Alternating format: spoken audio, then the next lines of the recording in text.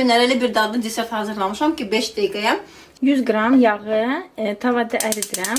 Üzərinə yarım stəkan un əlavə edirəm. Bunu qovururam.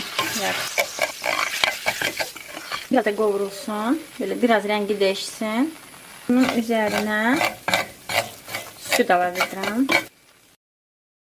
3 stəkan süt də əlavə elədim. Bunu aldım və üzərinə bir belə dolu stəkan şəkər əlavə edirəm. Bir paçka vanil. Yaxşıca qaçdırırıq. Baxın belə pık-pık eləməyə başlayır. Deməli hazırdır. Bunu blenderla. Şokolatım da əridi. İlk bu cür sıyıq olur. Sonra soyuducuya qoyacaq. O qəşəng donacaq. Dadığımı tökürəm qablara. Qəşəng, dadlı desertimiz hazır oldu.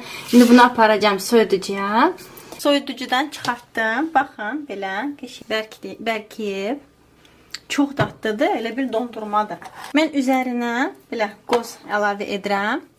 Kim evdə nə var, əlavə edə bilər. Qırdım. İndi isə dadına baxıram. Dadını bilirəm. Dadı o qədər superdir ki, hər gün uşaqlar deyir ki, mama pişir. Mən də bunu hazırlayıram.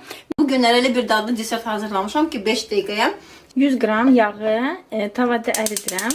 Üzərinə yarım stəkan un əlavə edirəm. Bunu qovururam. Biraz da qovurulsun. Böyle biraz rəngi değişsin. Bunun üzərinə süt əlavə edirəm. 3 stəkan süt də əlavə elədim. Bunu aldım və üzərinə bir belə dolu stəkan şəkər əlavə edirəm. Bir paçka vanil. Yaxşıca qaçdırırıq. Baxın belə pık-pık eləməyə başlayır. Deməli hazırdır. Bunu blenderla.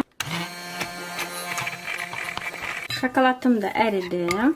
İlk bu cür sıyıq olur. Sonra soyuducuya qoyacaq. O qəşəng donacaq. Dadığımı tökürəm qablara. Qəşəng, dadlı desertimiz hazır oldu.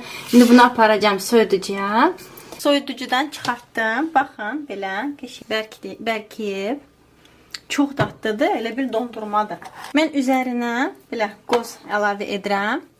Kim evdə nə var, əlavə edə bilər. Qırdım. İndi isə dadına baxıram.